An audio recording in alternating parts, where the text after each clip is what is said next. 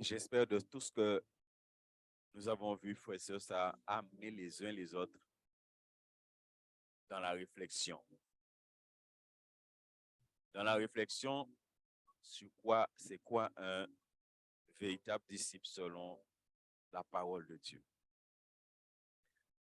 Et que toi et moi, nous examinons nos vies à la lumière de la parole. Et de voir qu'est-ce que nous devons rectifier, qu'est-ce que nous devons enlever, qu'est-ce qui nous empêche d'être de véritables disciples de Jésus. De ce qu'on a vu que ce n'est pas simplement le fait que tu as accepté Jésus, que tu es disciple, non. Après le fait d'avoir accepté Jésus, maintenant, il y a des choses que Jésus nous demande. Il y a des choses qu'il nous demande de faire. Il y a des choses qu'il nous demande d'abandonner pour que nous soyons de véritables disciples. Et bien aimé, nous n'avons pas le choix si nous voulons être disciples de Jésus-Christ. Pas des disciples en bouche, mais réellement, des vrais disciples. Et on a vu dans le passage où nous sommes, qu'on va conclure avec ce soir, par la grâce de Dieu, on a vu 3 obligations. Il y a 2 choses qu'on aura l'occasion de voir. Soit ça, parce que les autres jeudis qui viennent, on va préparer le temps de jeûne qu'on aura. Donc, on reviendra après sur ça parce qu'il y a beaucoup d'autres choses à voir concernant le disciple. C'est quoi un disciple? Et soit nous allons nous arrêter sur les 3 paraboles, après avoir vu les 3 obligations qui nous ont été données ici dans ce passage. On va s'arrêter sur les 3 paraboles ou les 3 illustrations, les 3 images qui ont été utilisées dans le passage et essayées par la grâce de Dieu de comprendre pourquoi ces 3 images nous ont été données. Et là aussi, si vous avez fait attention, vous voyez, les 3 images, ce sont les choses de la vie de tous les jours. N'est-ce pas? Ce sont les choses de la vie de tous les jours que le Seigneur a utilisé pour nous faire comprendre un certain nombre de choses. Et je ne sais pas, frères et sœurs, si vous avez pris le temps de travailler ce passage et de voir qu'il en ressort que Dieu appelle les hommes à la repentance. Dieu appelle les hommes à faire la paix avec lui. Dieu appelle tout le monde. La Bible est claire. Dieu veut que tous les hommes soient sauvés. Dieu nous a appelés. Mais à travers ce passage, il te montre que il ne faut pas dire oui à Dieu à la légère. J'espère que ceux d'entre nous qui ont pris le temps de travailler ce passage, vous vous êtes rendu compte de ça. Il ne faut pas dire oui à Dieu à la légère. Il faut que ce soit un oui réfléchi. Donc, est-ce que chacun de nous, le jour où on a dit oui, est-ce que c'est un oui réfléchi?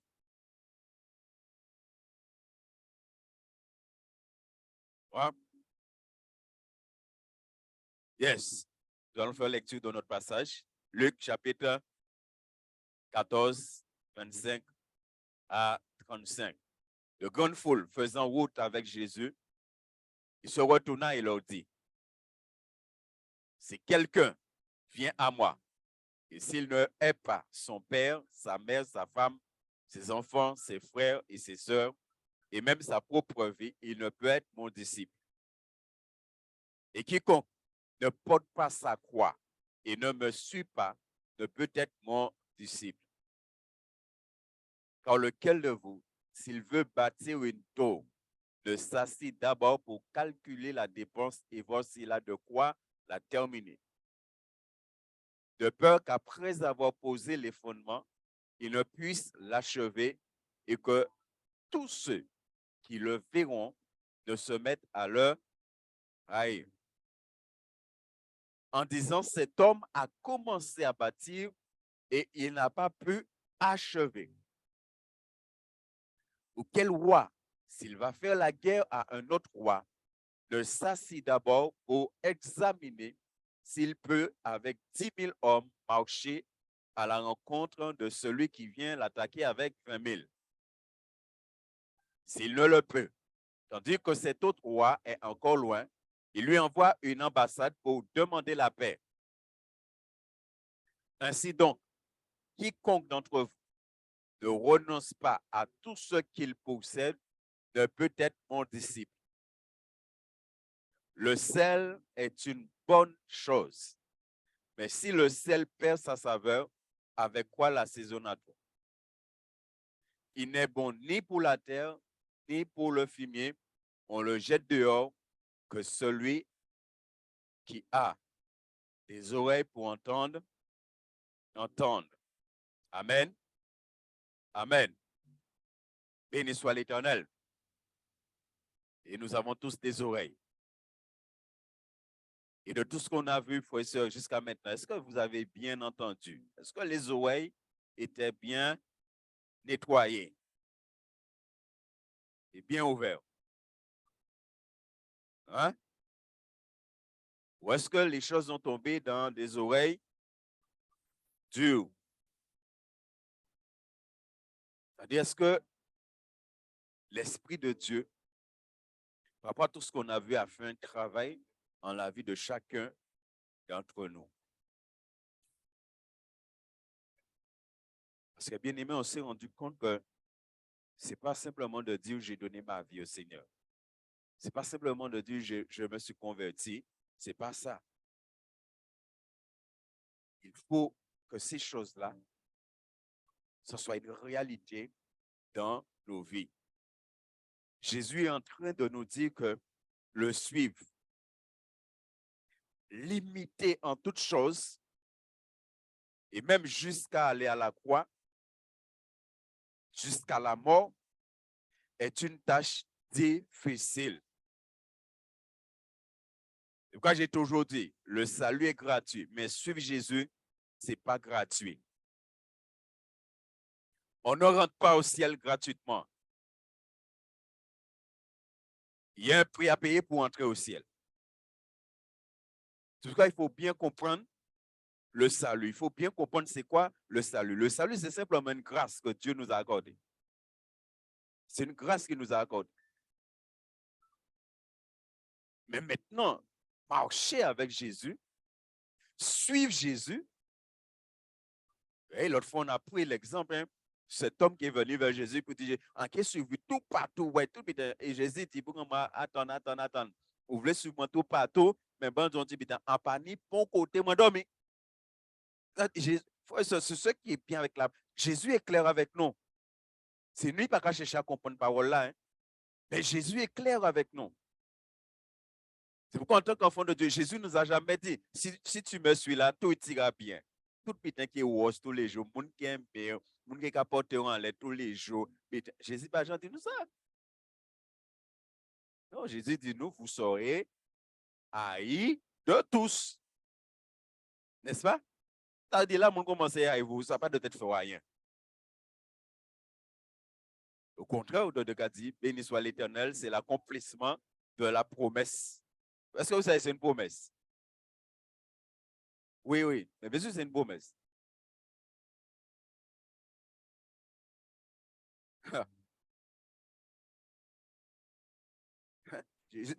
Vous soyez haïs de tous. Jésus est clair sur ça. Donc, c'est une tâche difficile. Et c'est une tâche qui est au-dessus des forces de l'homme naturel. En tout cas, on est simplement resté dans le passage. Vous voyez, on n'a pas beaucoup parlé de l'Esprit de Dieu. On est resté simplement dans le passage, à comprendre le passage. Mais ces choses-là, c'est la vie par l'Esprit qui t'amène à les accomplir. Aïe, papa, maman, frère, sœur, madame, Timon, c'est l'Esprit de Dieu qui accomplit ça en nous, en laissant le Saint-Esprit nous diriger, nous conduire. Quand la Bible dit de vivre par l'esprit, de marcher par l'esprit. Apporter ta croix.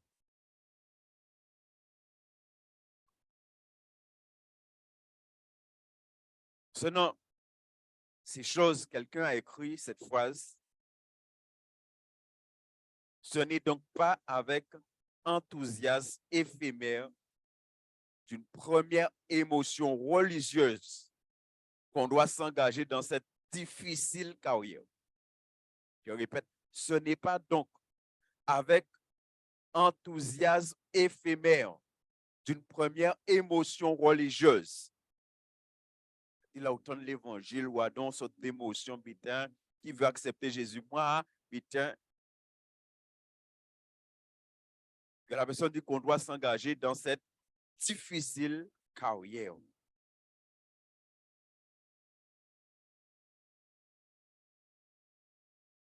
Ça, la conversion, c'est quelque chose qui doit être profond. Dès que vraiment l'Esprit de Dieu vient à toucher ton cœur, à toucher ton âme, à toucher ton esprit. Et lorsque tu décides de suivre Jésus, tu sais ce que tu as décidé. Le premier parabole ou illustration que nous avons ici, il est question de quelqu'un qui veut bâtir, dans la plupart des versions, bâtir une tour. Vous connaissez ce que c'est qu'une tour? Tour, ce n'est pas la petite maison dans la prairie. Hein? Donc, il est question de quelqu'un qui veut bâtir une tour.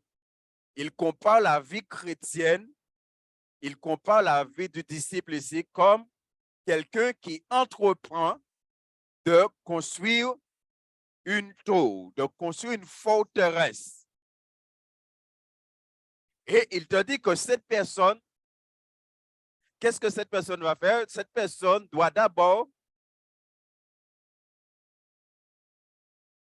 faire quoi? S'asseoir. Ouais. Il est debout, hein? Comme nous l'entendons dire, à tête bien, voilà, bien reposé, au cas cisé, et au cas calculer les affaires, comme nous l'entendons dire, au cas calculer les affaires. Donc, il dit cisé et prend temps calculer parce que la personne qui veut bâtir tout doit voir est-ce qu'elle a les moyens de pouvoir aller jusqu'au bout. Puisqu'il te dit de calculer la dépense et voir s'il a de quoi la commencer.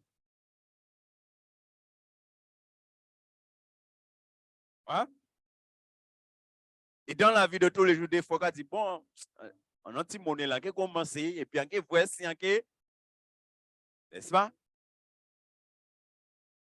Et là aussi, on comprend ce que ce passage veut dire. Parce qu'en Guadeloupe, nous connaît des fois, ils ont commencé en case, en plus, ils ont commencé des fois des grandes cases. Et alors, on passe au cas de l'idée, ça n'est pas de l'argent, mais pourquoi ils font grand bitin comme ça? Ils font petit bitin. N'est-ce pas? Des fois, c'est ça nous qu'a dit. C'est pourquoi on peut comprendre ce que Dieu est en train de nous dire là. Il te dit que cette personne-là qui veut bâtir une tour, qu'il s'assoit d'abord pour calculer la dépense. Ce qui veut dire qu'en tant que chrétien, s'il compare la vie chrétienne à le fait de bâtir ce tour, ce qui veut dire qu'il est en train de te dire que la vie chrétienne, il faut calculer. La vie chrétienne n'est pas faite sans calcul. Est-ce que nous comprenons cela, frère et sœur?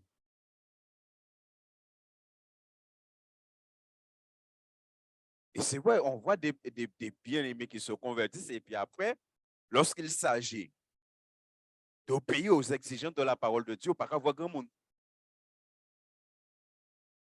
Mais là, on va dire, Jésus, oui.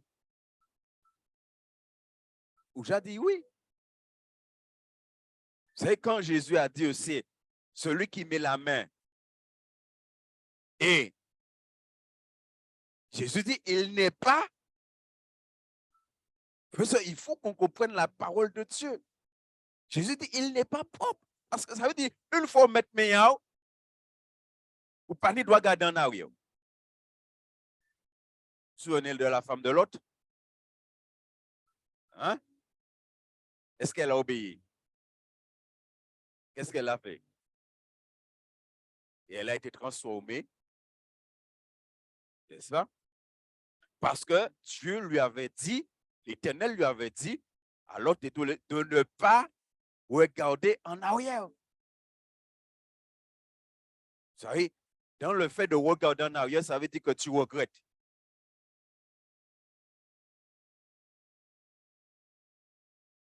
Est-ce qu'il n'y a pas des enfants de Dieu qui regrettent avoir donné leur vie à Christ?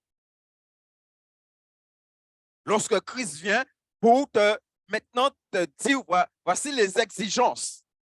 Et quoi, toi, tu trouves que les exigences sont très élevées. Il te dit de t'asseoir d'abord et de calculer la dépense.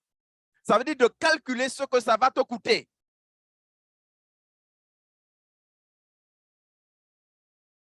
Et quand tu as calculé ce que ça va te coûter, il te dit maintenant de voir. Est-ce que tu as de quoi terminer? Est-ce que tu as de quoi aller jusqu'au bout de cette construction-là?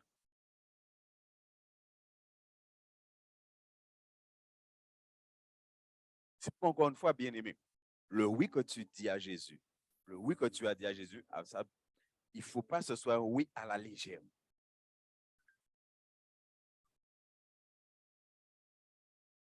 Dieu soit loué, c'est Dieu de grâce. Ça dit, si ce soir-là, et avec tout ce qu'on a vu là, je dis, oh, tu as mal réfléchi. Non. Non, tu vas dire oui à Dieu, mais cette fois-ci, un bon oui. Premier oui, là, on va bien comprendre, mais là, on bien comprendre. Hein? Donc, on va dire, bon Dieu, un bon oui là. Ça, c'est la grâce de Dieu. Alléluia. Donc, on voit que, bien aimé, il est question ici de calcul. Et moi, j'étais en train de méditer sur ça, de dire, mais Seigneur, mais qu'est-ce que tu es en train de nous dire à travers cela?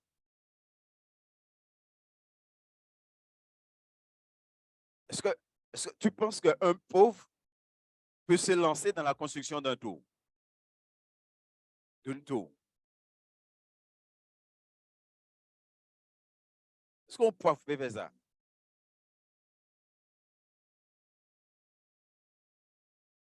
Hein?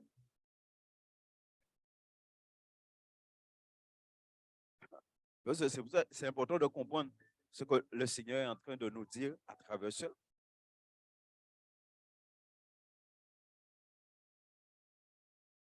Le verset suivant. Il te dit de peur qu'après avoir posé les fondements, qu'après avoir posé les fondements, il ne puisse l'achever et que tous ceux qui le verront ne se mettent à se moquer. C'est ce que le mot veut dire, hein? Se moquer. Se moquer de lui. Pourquoi on va se moquer de lui? Parce qu'il n'avait pas la capacité d'aller jusqu'au bout de la construction. Et j'aimerais nous poser une question ce soir. Est-ce que tu penses que Dieu s'est trompé quand il t'a choisi? Hein? Moi, si mon Dieu commande moi de réfléchir, ça dit lui-même réfléchir avant de choisir moi. Béni soit l'Éternel. Dieu t'a pas choisi au hasard.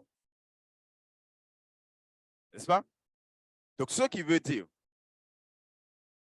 qu'en matière de capacité, Dieu sait que tu as la capacité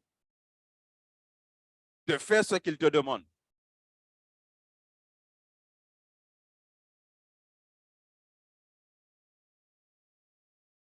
Mais est-ce que toi, tu as assez confiance? Est-ce que toi, tu as assez de foi dans le Seigneur?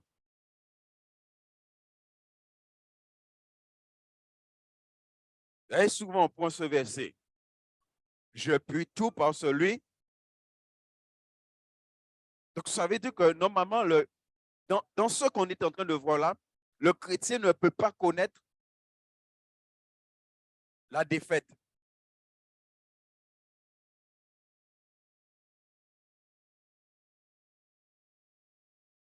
Yes. De peur qu'après avoir posé les fondements, il ne puisse l'achever. Beaucoup de chrétiens restent au stade de conversion. Ça, c'est le fondement. Beaucoup restent au stade de conversion et ne vont pas plus loin. Vous voyez, comme cette personne-là qui a mal calculé ses affaires, qui a mal calculé ses moyens, eh bien, la maison est restée uniquement au niveau fondation. Il n'a pas été plus loin. Et il y a beaucoup d'enfants de Dieu comme ça. On est resté au niveau conversion. On s'est converti, c'est bon.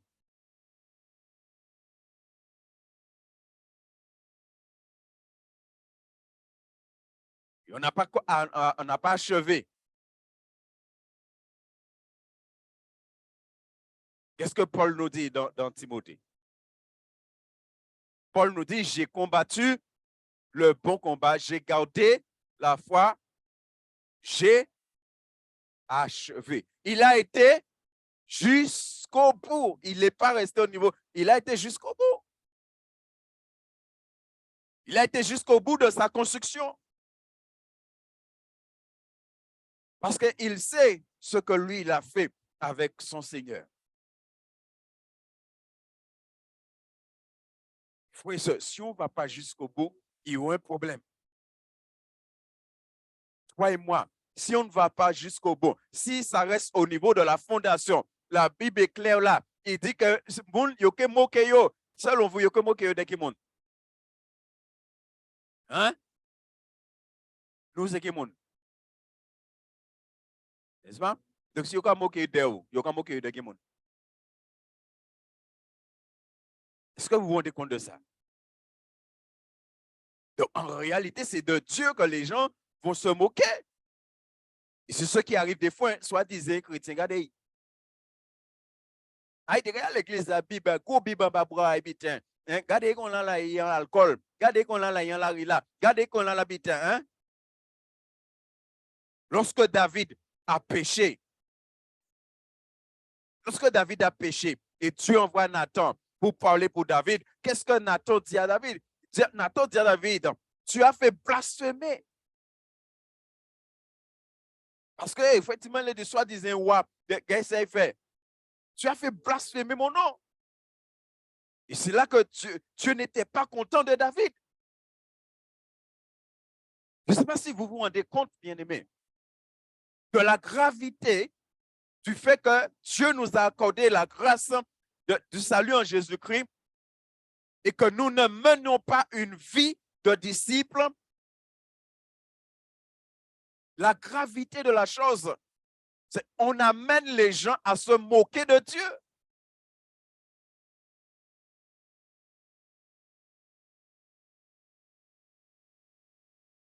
C'est grave. Ça veut dire que là, cette personne-là qui a entrepris cette maison-là, qui n'a pas été jusqu'au bout, resté au niveau de fondation, à ce niveau, le témoignage là, prend un coup. Le témoignage prend un coup. Quand les gens vont se moquer là, le témoignage prend un coup. Et là, on a parlé du Seigneur, mais l'Église aussi. Ouais, dans l'Église, pasteur qualité gaillot. L'Église prend un coup. Le témoignage de l'Église prend un coup. Je ne sais pas si vous vous rendez compte pourquoi Dieu nous demande de bien réfléchir. de bien réfléchir. Est-ce que vraiment tu veux suivre Jésus?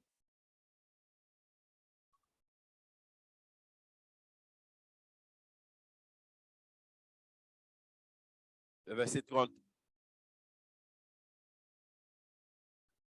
En disant, cet homme a commencé à bâtir et il n'a pas pu achever. Il n'a pas pu achever. Parce qu'il n'a pas été jusqu'au bout. Parce qu'il mal calculé les affaires, il mal bat kataille, qu'on nous va dire.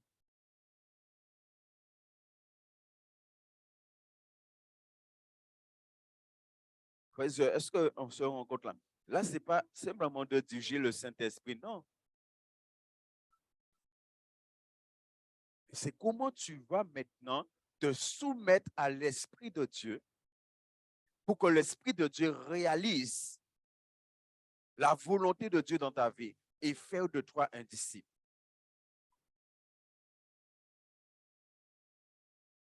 Que l'Esprit de Dieu fasse de toi un disciple du Seigneur Jésus.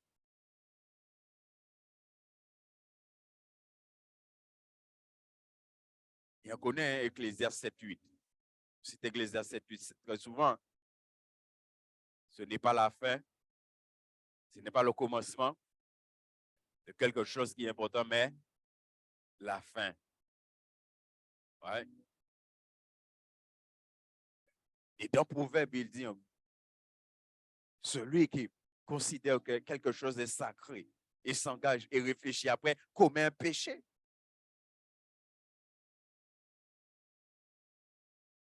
Et la vie chrétienne, c'est quelque chose de sacré.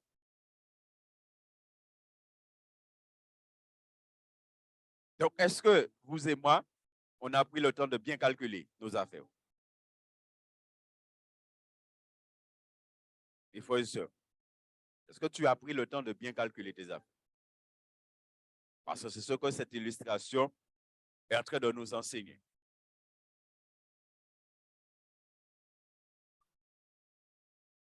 Est-ce que maintenant, il y a parmi nous qui regrettent le choix qu'ils ont fait?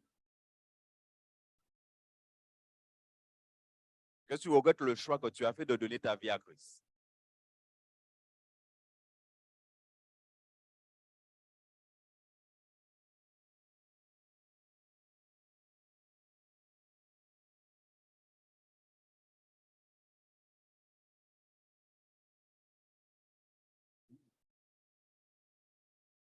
C'est comme je dis souvent, il y a des choses, normalement, on aurait dû nous enseigner quand on était jeunes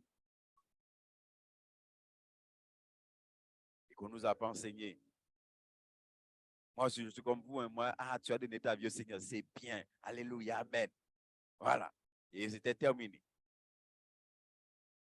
Voyez? Ouais, ici, on prend le temps de bien préparer au baptême, mais moi, il y a au moins 4 ou 5 coups, et puis allez, c'est bon. Et après, quelque temps, je me rends compte, mais la vie chrétienne, ce n'est pas ça du tout. Hein? Oui, sans toi aller.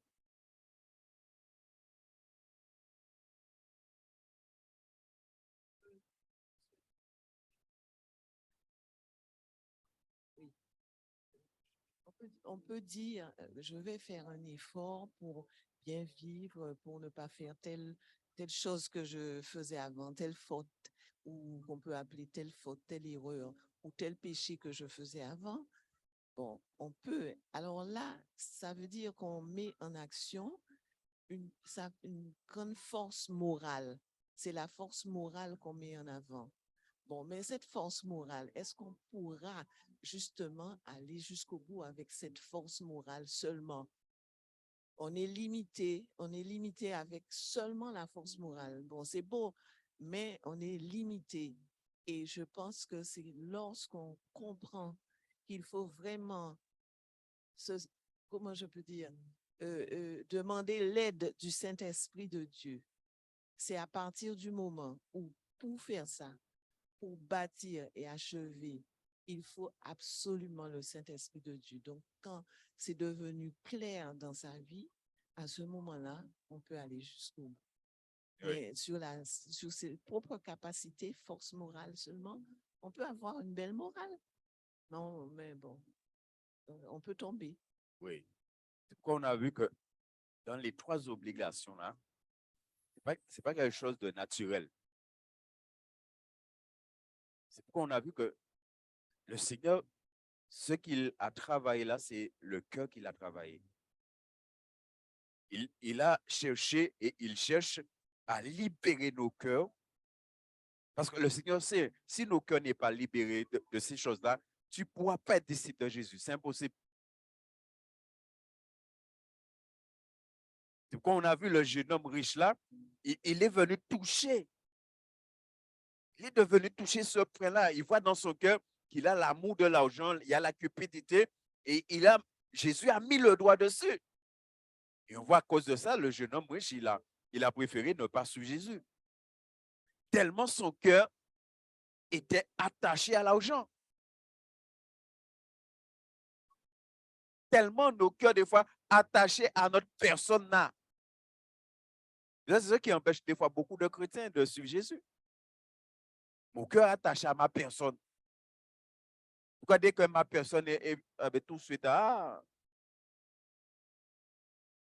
j'ai blessé, j'ai déstabilisé, j'ai ceci, j'ai cela, parce que mon cœur est attaché à ma personne. Et le Seigneur, il te dit, il faut que tu détaches ton cœur à ta personne pour le fixer à la personne de Christ. Ça, c'est Galates 2:20 que nous connaissons, nous connaissons cité, mais attends, il faut comprendre. Paul dit, c'est plus moi. C'est pourquoi après Paul, dans Philippiens, Paul te dit un certain nombre de choses qu'on a vues. Hein. La mort m'était un gain. Ce que je considérais comme important, maintenant, je considère ça comme de la boue. Comme ça te montre que son cœur, il a libéré son cœur de ces choses-là. C'est pourquoi là, on n'a pas trop parlé du Saint-Esprit. Parce que là, ce n'est pas le Saint-Esprit. C'est à toi de prendre cette décision. Et quand tu as pris la décision, le Saint-Esprit rentre maintenant en action. Mais tant que tu n'as pas pris la décision, le Saint-Esprit ne peut rien faire pour toi. Tu peux même prier matin, midi. Est-ce que tu as pris la décision? Est-ce que tu as pris la décision? Oui, non, ça, madame, ma mari, à ses enfants. Est-ce que tu as pris la décision? C'est quoi, comme je dis, c'est pourquoi des fois, il suffit de toucher madame, de toucher mari, de toucher les enfants, eh bien, nous avons fâché tout le monde dans l'église. Parce que ta personne est attachée à ça. Non, moi, ça n'a pas de tête fait rien. Mais comme ta personne est attachée à ça, eh bien,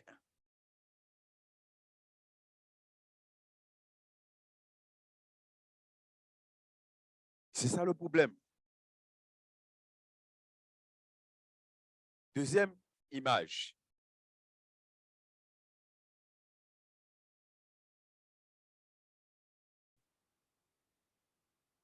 Yes. Qui est un peu semblable à ce qu'on vient de voir.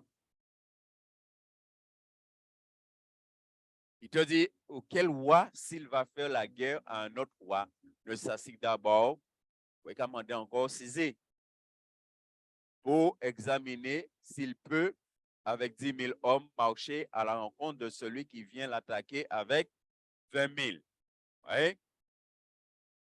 Tout à l'heure, là, on a vu le verbe calculer. Maintenant, nous voyons le verbe, n'est-ce pas? Calculer, examiner.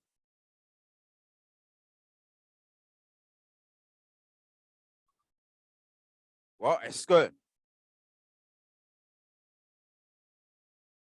pourquoi il faut être clair avec les nouveaux convertis. Il faut être clair avec eux.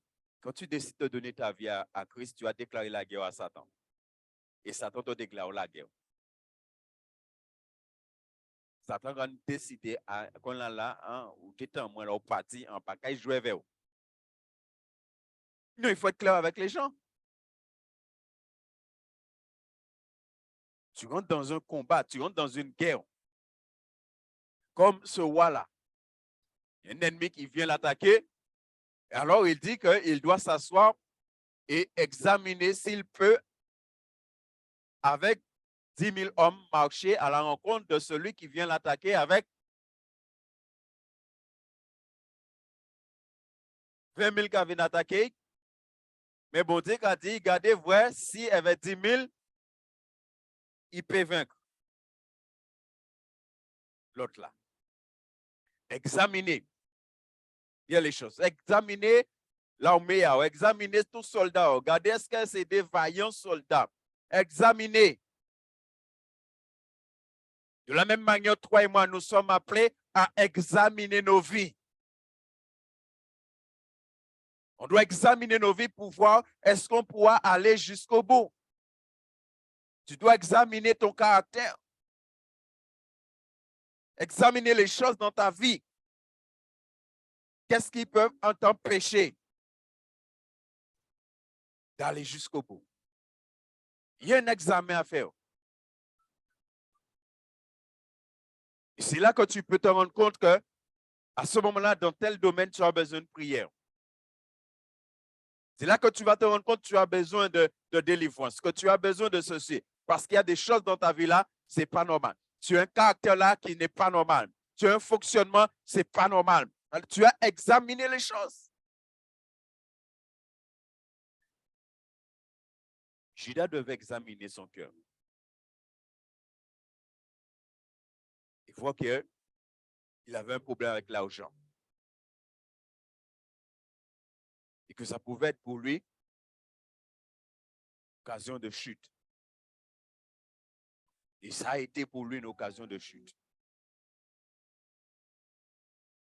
Ça a été pour lui l'occasion de renier Jésus et de livrer Jésus.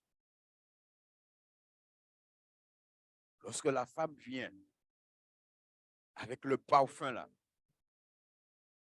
et elle répand le parfum sur Jésus. Et Judas connaissant, à l'odeur, Judas s'est rendu compte, c'est du Yves Saint Laurent à l'odeur. Parce que c'est un spécialiste. Il sait que le flacon coûte là des milliers d'euros. Et la Bible te montre qu'à ce moment-là, il y a quelque chose qui est rentré dans le cœur de Judas. La colère, l'amertume est rentrée dans son cœur contre Jésus. Parce que de t'empêcher de me gaspiller parfum là. Ou empêcher-moi de gagner l'argent. Il y a quelque chose qui est rentré dans le cœur de Judas. Et après, Judas prend la décision d'aller livrer Jésus. Des fois, nous venons au Seigneur, mais nous sommes très sensibles à l'amertume, à la rancune, à la haine, à ces choses-là. Et nous gardons cela. Nous ne nous examinons pas. Il dit examiner s'il peut, avec 10 000 hommes, marcher à la rencontre de celui qui vient l'attaquer. D'examiner. Même de tout ce qu'on a vu ensemble. Est-ce que chacun de nous, on a pris le temps de s'examiner? Frère, non, à chaque fois qu'on entend la parole de Dieu, on doit s'examiner. À chaque fois que tu entends la parole de Dieu, tu dois examiner ta vie pour voir, est-ce que ce que tu as entendu là, il n'y a pas des choses dans ta vie qui vont t'empêcher de mettre en pratique ce que tu as entendu? Parce que c'est ce qui arrive, frères et sœurs. On entend et on ne met pas en pratique parce qu'il y a des choses dans nos vies qui nous empêchent de mettre en pratique. Ton parole là, au sorti de là, on fait marcher ces pieds là tout de suite. Beaucoup de colère en fait.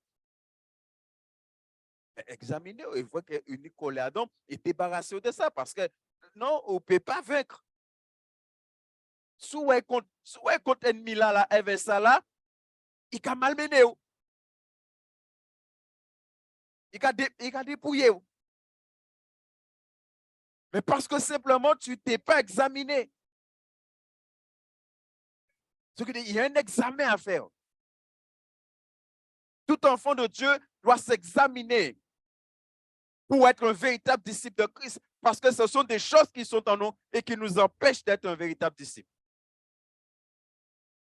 Tu t'examines maintenant. Tu sais de quoi tu as besoin d'être dépouillé. Tu sais de quoi tu as besoin de te débarrasser pour être un vrai disciple. Mais si tu ne fais jamais d'examen de soi, c'est comme ça le diable bloque aussi beaucoup d'enfants de Dieu. C'est comme ça la chair bloque beaucoup d'enfants de Dieu. Il les empêche d'être des véritables disciples. Est-ce que quand nous entendons la parole, bien-aimés, est-ce que nous nous examinons?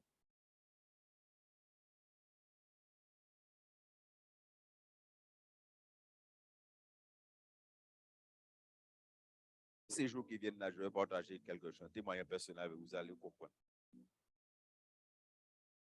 C'est quoi moi je dis, il y a des choses, ce n'est pas la peine d'aller prier.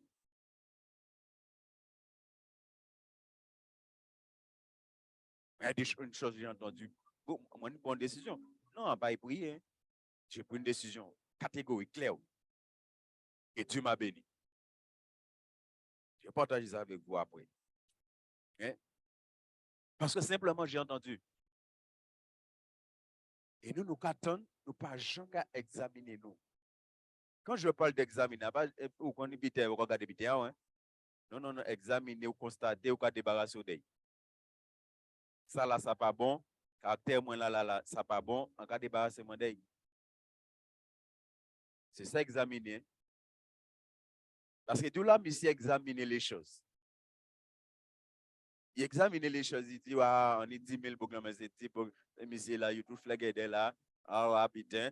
Eh bien, il dit, depuis au loin, il voit une ambassade pour dire, là, pour moi, tant pis, s'il vous plaît. Tant pis, s'il vous plaît. Parce qu'il a fait un examen et il a vu que avec 10 000 boucles là, c'est même pas la peine avant même il y a tout. Il a fait un examen. Et après l'examen, il a fait un constat.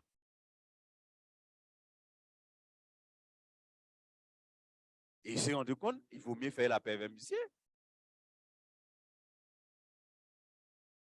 Il veut faire la paix avec monsieur. Parce que si tu fais cet examen-là, et après cet examen, tu ne prends pas la décision qu'il faut, ça veut dire qu'il faut mieux arrêter sur bon Dieu. Non, moi, je suis clair avec vous. Il faut mieux arrêter, ça ne sert à rien. De toute façon, on verra tout à l'heure, on va plus loin que ça ne sert à rien. Ça ne sert à rien de continuer avec Jésus. Frère, ça ne sert à rien.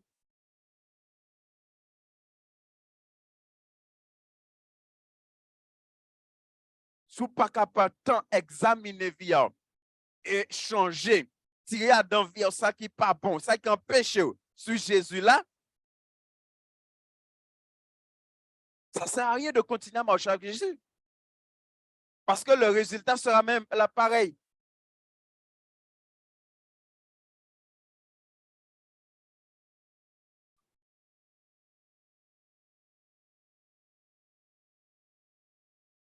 Ici, deuxième image là, il te montre que la vie chrétienne est comparée à une guerre périleuse.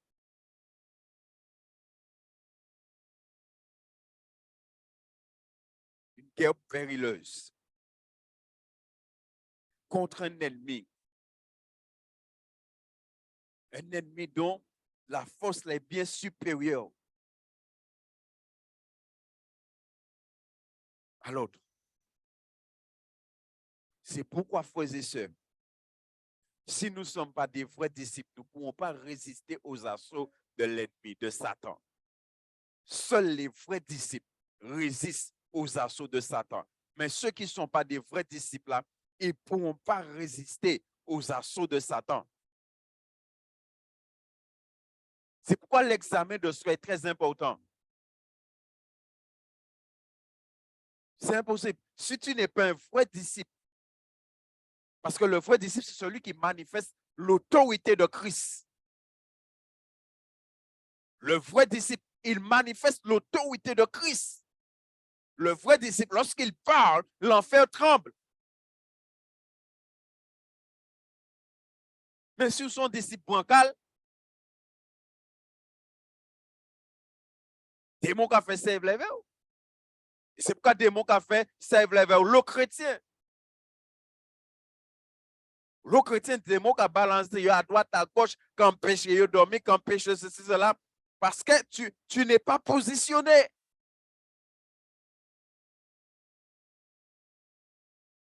Le vrai disciple, c'est celui qui est rentré et qui vit son identité en Christ. Et qui le vit pleinement. C'est ça le vrai disciple. Il est entré et il vit son identité en Christ.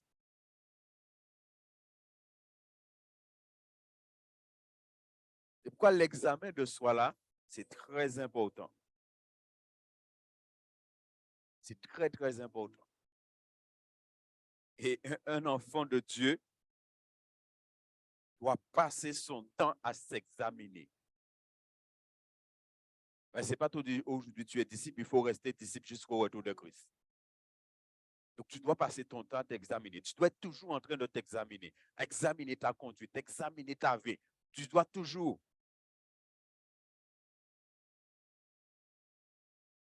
Pour exemple, la fin d'année arrive là, normalement tous les enfants de Dieu, au cas 6 et tu fais le bilan de l'année. Qu'est-ce qui a été, qu'est-ce qui n'a pas été? Qu'est-ce que Dieu t'a dit? Est-ce que tu es entré dans ce que Dieu t'a dit ou pas? Et qu'est-ce que Dieu a pour toi maintenant, l'année qui vient là? Qu'est-ce que Dieu te dit? Quel verset il te donne pour t'accompagner tout au long de l'année qui arrive? Mais des chrétiens, là où le mois de décembre arrive, ça le but en l'esprit à eux, c'est viens cochon, pradi bois, ziyam ou tiré. C'est ça, il y a de taille. Et puis, qu'on y attend 24 décembre pour aller en famille, qu'à manger, qu'à boire. Hein? Il y a de quoi faire une réunion à l'église, pas même là. À de manger, boire, non, mais nous pas comme ça, béni soit l'Éternel. Oui, la fin de l'année, c'est celle qui est deuxième. Boire, manger. Là, il fait chanter Noël là dans l'église évangélique. Là. Tellement le monde qui a manqué. Moi, je préfère prier et louer bon Dieu. Parce que bon sorcier qu'a fait dans la fin de l'année, bon renouvellement qu'a fait, et c'est ça, il y a une bonne conséquence sur l'église, le chrétien. Et nous, c'est prier pour nous de prier. Béni soit l'Éternel, et toute l'année là pour manger, boire, faire bien, c'est les 24 c'est le seul moment. Nous tellement mentir des fois. Mais qu'est-ce qui fait nous mentir vendant nous? Vendant nous, fait nous démentir. C'est le seul moment de l'année, je peux être en famille. Et toutes les autres jours dans l'année là. Vendant nous, fait nous mentir. On dit certains gens, vendant nous, nous bon mentir. Et nous d'accord avec vendant nous, hein? Tu vas dire, ah oui, c'est vrai, tu as raison. Et nous sommes l'Éternel. Pour dire, maintenant, dit ça, c'est qu'il a une raison. Godet a dit, Godet c'est un théologien, Godet a dit, plutôt rester un honnête homme religieusement obscur que de devenir ce qu'il y a de plus triste au monde, un chrétien inconséquent. Relis. Plutôt rester un honnête homme religieusement obscur que de devenir ce qu'il y a de plus triste au monde, un chrétien inconséquent. Est-ce que nous allons comprendre?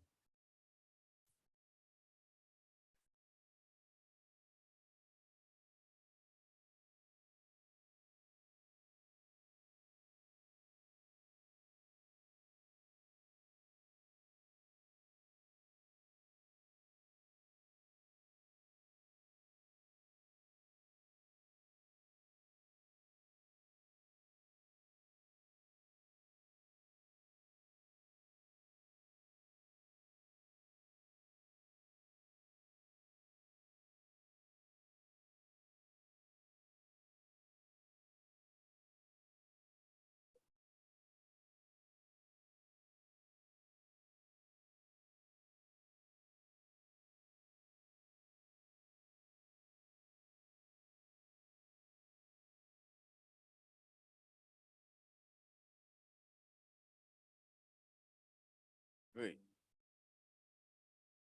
Oui. Si Jésus nous a débarrassés du péché ainsi, qu'est-ce qui nous empêche d'être des vrais disciples? C'est ça la question. Parce que c'est vrai, Jésus a tout accompli à la croix. Vous savez, c'est la compréhension de la vie chrétienne qui est un problème. La manière qu'on nous a expliqué les choses. La compréhension, la manière que nous comprenons. Parce que pour nous, la vie chrétienne, c'est simplement j'ai accepté Jésus, je suis sauvé, c'est bon, je suis là, et puis voilà. Non. Tu dois obéir à la parole, tu dois faire ce que la parole te demande. La parole te dit de haïr papa, maman, frère, soeur, tu n'es pas là pour ni raisonner, ni tu fais ce que la Bible te dit. Il te dit de porter ta croix. Tu portes ta croix.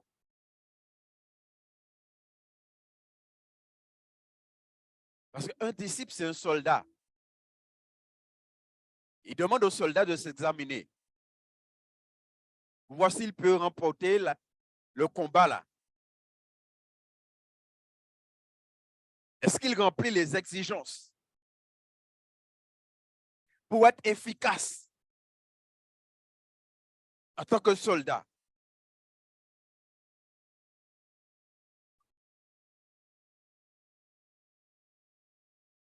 Troisième image, versets 34 et 35. Le sel est une bonne chose. Normalement, pour la plupart d'entre nous. N'est-ce pas?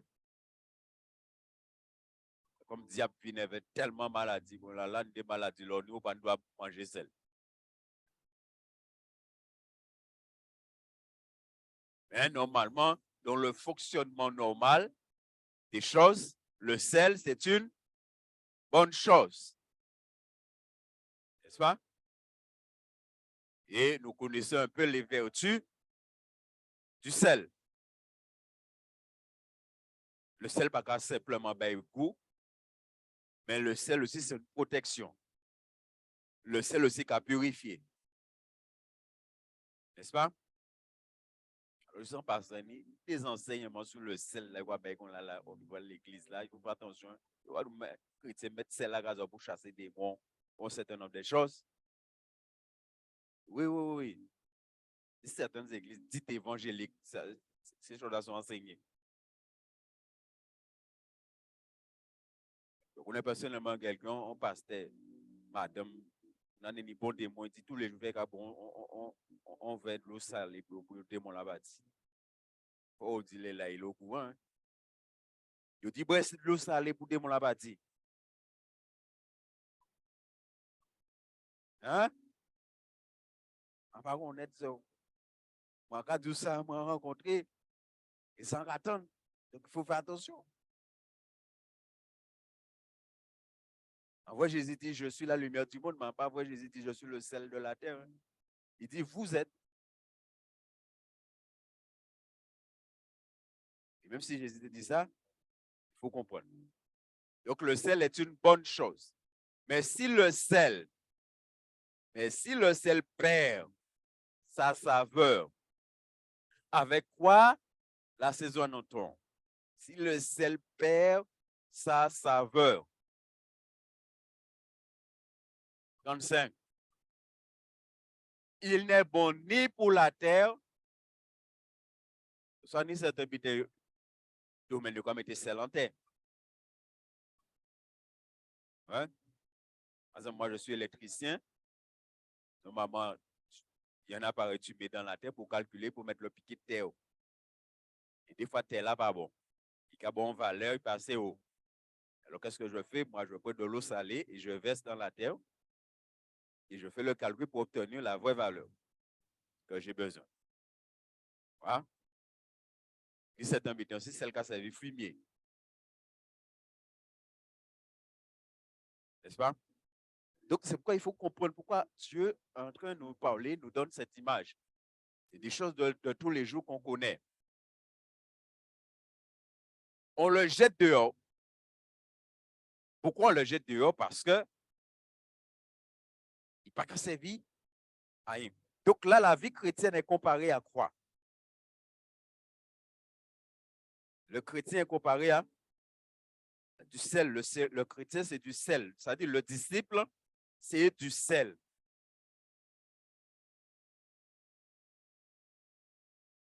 Et comme je dis, le sel a beaucoup de vertus. Le sel qui a purifié, de corruption. Le sel, effectivement, communique aux aliments une vivifiante saveur. Le sel donne du goût. Ce qui veut dire que ici, lorsqu'il est question du sel ici, le mot sel indique le rôle que le chrétien joue dans le monde. Ça, le rôle que le chrétien joue dans le monde. Il joue le rôle du sel. Il est celui qui est là pour donner goût aux autres de connaître Dieu. En tant que disciples, nous sommes là pour donner goût aux autres de connaître Dieu.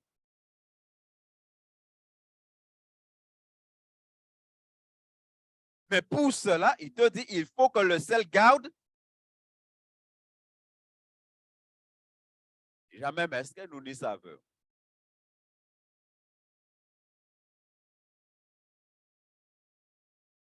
Et si le sel perd sa saveur, il dit que le sel ne sert à rien.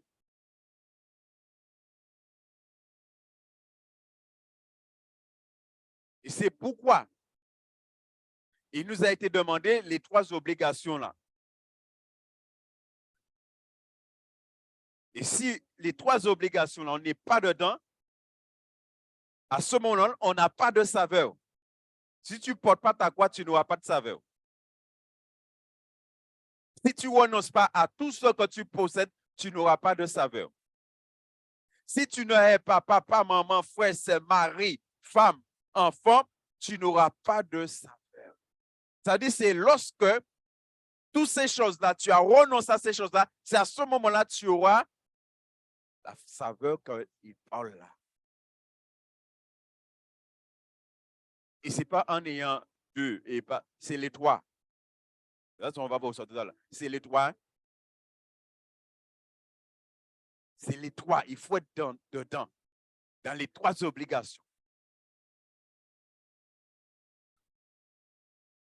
Est-ce que nous comprenons, frères et sœurs?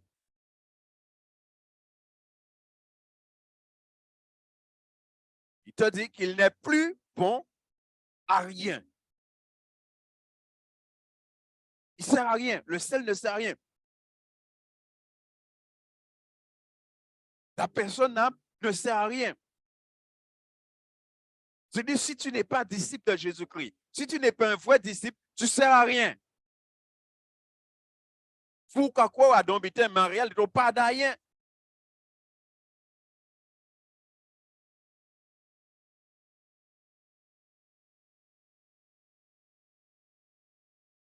Est-ce que nous comprenons cela, frère et sœur?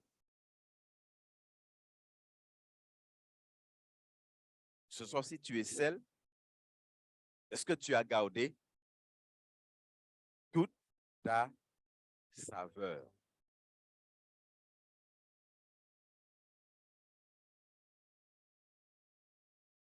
Maintenant, avant de conclure, on va revenir sur cette phrase qui à chaque fois accompagné chaque obligation qui a été donnée, où Jésus a dit, après chaque obligation, Jésus a dit, ne peut être mon disciple. Ne peut être mon disciple. Frères, c'est Jésus qui parle. C'est le Seigneur qui parle. Hein? Oui, mais ça, il ne peut être mon disciple. Verset 26, verset 27. Ne peut être mon disciple. Et au verset 33. Ne peut être mon disciple. Ça veut dire que Jésus est clair. Jésus est catégorique. Soit on est dans ses obligations qui nous est demandées et on est disciple, soit on n'est pas dedans et à ce moment-là, on n'est pas disciple. C'est-à-dire Jésus ne nous considère pas comme ses disciples. Donc, c'est soit je suis dedans, soit je ne suis pas dedans. Si je suis dedans, à ce moment-là, je suis disciple de Jésus. Si je ne suis pas dedans, à ce moment-là, je ne suis pas disciple de Jésus. Ce qui veut dire que soit j'ai accepté ou j'accepte les exigences de la parole de Dieu ici. J'accepte de me soumettre pleinement. Je dis oui, Seigneur, c'est ce que tu attends de moi. Tu me demandes d'haïr papa, maman, frère, soeur, enfant. Tu me demandes cela, Seigneur, je l'accepte avec joie.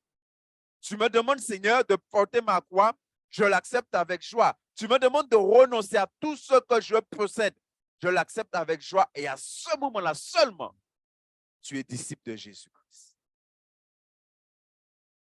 Tant qu'on n'a pas accepté les choses-là, tu n'es pas disciple. C'est pourquoi Jésus dit, ne peut être mon disciple. Ce qui veut dire que la Bible nous donne un enseignement clair sur ce que c'est qu'un disciple de Jésus. Le Seigneur ne nous a pas caché les choses. Donc, ce qui veut dire qu'après nous, on est libre de mener notre vie comme on veut, de mener notre bac comme on veut. Ça, c'est problème à nous. Mais Jésus est clair avec nous. Ce qui veut dire, bien aimé, on doit, encore une fois, on doit s'examiner pour voir est-ce que je suis un véritable disciple de Jésus? N'attendons pas le retour du Seigneur. Examinons-nous pour que nous puissions rectifier les choses. Là où nous avons besoin de revenir, que nous puissions revenir. Là où on a mal compris les choses, dis Seigneur, j'ai mal compris. Mais aujourd'hui, tu m'éclaires. Alors fais-moi grâce. Et c'est pourquoi on voit qu'ici, il te dit de manière claire que celui qui a des oreilles pour entendre, entende.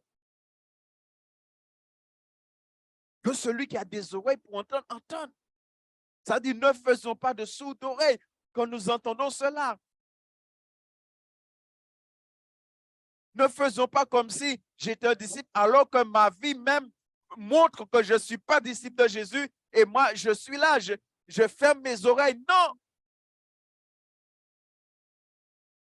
Parce que Dieu voit que tu fermes tes oreilles.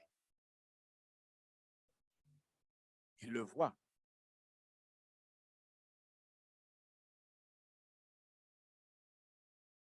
Frères, on a besoin, chacun de nous, a besoin vraiment de s'examiner. Comme je l'ai dit, bien aimé, peut-être qu'on n'a pas reçu cet enseignement, mais maintenant, Dieu permet qu'on le reçoit. C'est qu'est-ce que je veux en faire? Il faut laisser la parole de Dieu transformer nos vies. Il faut laisser la parole transformer nos vies. La parole de Dieu, c'est la vérité.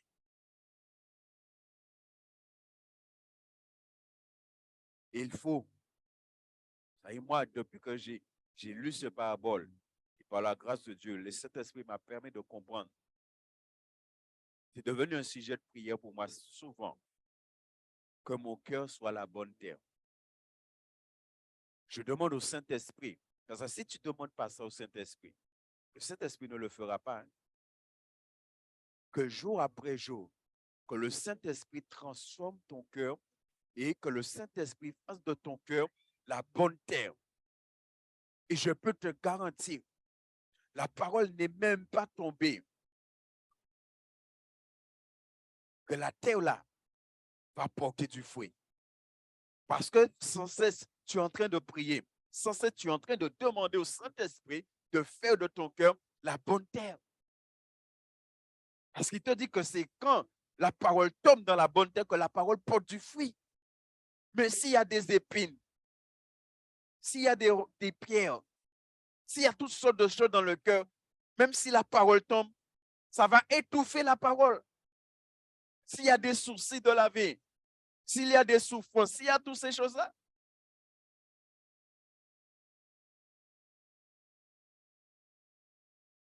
J'ai déjà dit, je le redis, normalement, on seule souffrance qu'un chrétien doit connaître, normalement, ce n'est pas parfois.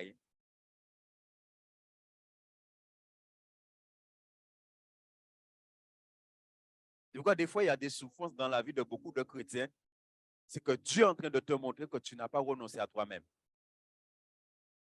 À part ça, il va faire les gars pour souffrir. Ça, il va faire souffrir, c'est parce qu'on n'a pas renoncé à vous-même.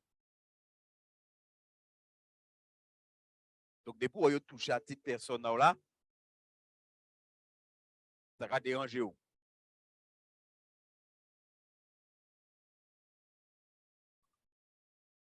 Mais la Bible est claire. La seule souffrance qu'on devait connaître en tant qu'enfant de Dieu, c'est par rapport à notre foi. Et la Bible a dit même, lorsqu'on souffre par rapport à la foi, il dit son grâce. Et il bénit bon Dieu pour ça. Alléluia. Il bénit bon Dieu pour ça. Donc, on va pleurer pour pleurer, on va pas gémir pour gémir. Et tout bénit bon Dieu. Mais ça, c'est le disciple, le vrai disciple, qui fait ça. Parce que le vrai disciple, il a renoncé à lui-même. Ce n'est plus lui qui vit.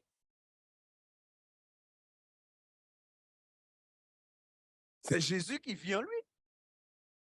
C'est le Christ qui vit en lui.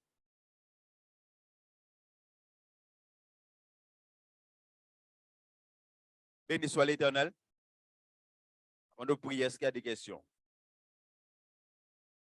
Comme je le dis, on va s'arrêter. Après, si vous voulez, on va continuer cette étude.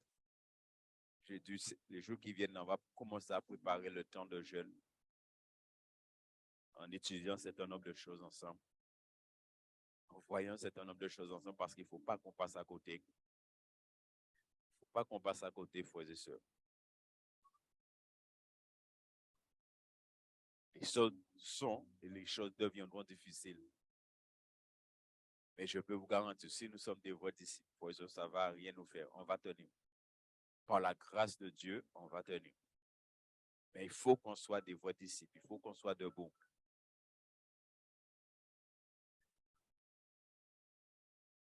Béni soit l'Éternel. S'il n'y a pas de question, on va se tenir debout, on va prier.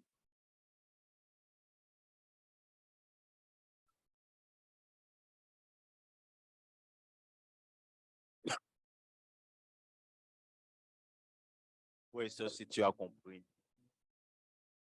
Quand tu rentres chez toi, mets-toi devant le Seigneur. Mets-toi devant le Seigneur. Mets-toi devant ton Dieu. Tu connais ta vie, tu connais ta relation avec Dieu. Tu puisses te mettre devant le Seigneur et parler avec le Seigneur. Et prendre les bonnes décisions qu'il faut avec le Seigneur. Papa, je bénis ton Saint-Nom, Père. Et tu sais combien moi-même, tu m'as fait du bien à travers cette étude, Père éternel. Et je bénis ton nom, je bénis tout le bien que tu m'as fait, Père. Et je crois que tu as fait du bien aussi à mes frères et sœurs, à tes enfants, à tes fils, à tes filles. Et je bénis ton nom pour cela, tout le bien que tu as fait à chacun. Nous avons entendu beaucoup de choses, Seigneur. Aide-nous à mettre en pratique tout ce que nous avons entendu. Que nous ne soyons pas des auditeurs oublieux, ô Dieu de gloire. Mais que Père, ton cher Saint-Esprit, qui est en nous, Seigneur, puisse encore nous aider à progresser, à marcher de gloire en gloire, à être de vrais disciples de Jésus-Christ, de ceux qui ont renoncé à eux-mêmes, de ceux qui ont renoncé à tout pour suivre le Christ, pour l'imiter dans toutes ses voies. Seigneur, je prie que cette Église, la maison de la nouvelle alliance, soit remplie de disciples pour la gloire de Dieu. Au nom tout puissant de Jésus. Que ce lieu soit rempli de disciples pour Jésus-Christ de Nazareth. Et que ton nom soit glorifié, Père. Ô Dieu Tout-Puissant. Demande au Saint-Esprit, cher Saint-Esprit, accomplis ton œuvre dans la vie de chacun d'entre nous, Esprit de Dieu. Accomplis ton œuvre. Accomplis l'œuvre de la croix. Accomplis l'œuvre de Christ dans nos vies. Change nos vies encore. Bouleverse nos vies. Façonne-nous. Ô cher Saint-Esprit. Et amène-nous par ta grâce, par ta puissance, à être de vrais disciples de Jésus-Christ. Et que toute la gloire, l'honneur est à l'Éternel et à lui seul. Seigneur, bénis ton peuple. Bénis tes enfants, Seigneur. Et nous avons sujet encore à nous incliner. Nous avons sujet encore à te demander pardon. Pardon, Seigneur. Là, nous n'avons pas été le sel de la terre. Pardon, Seigneur. Là, nous n'avons pas donné du goût aux autres de te connaître, Seigneur. Mais là, Seigneur, à cause de nous, les autres ont fui loin de toi. À cause de nous, ton nom a été blasphémé. À cause de nous, tu as été méprisé. Pardon, Seigneur. Ô Dieu Tout-Puissant, aie pitié de nous dans ta bonté, Seigneur. Et donne-nous pardonner tout mauvais témoignage, Seigneur, que nous avons eu aux yeux des gens du monde. Ta parole nous dit, nous sommes entourés de si grands nuées de témoins. Seigneur, pardon, là où nous n'avons pas pris conscience de tous ces témoins qui sont là autour de nous. Pardonne-nous, Seigneur. Je demande pardon ce soir à l'Éternel Dieu pour son peuple. Que l'Éternel ait pitié de ses enfants. Que l'Éternel ait pitié de nous. Oh Dieu. Et daigne nous renouveler dans notre marche avec toi, Seigneur. Bénis ton peuple. Bénis chacun sur le chemin du retour. Garde-nous, protège-nous de toutes choses mauvaises, Seigneur, tout incident, tout accident, au nom de Jésus-Christ. Amen.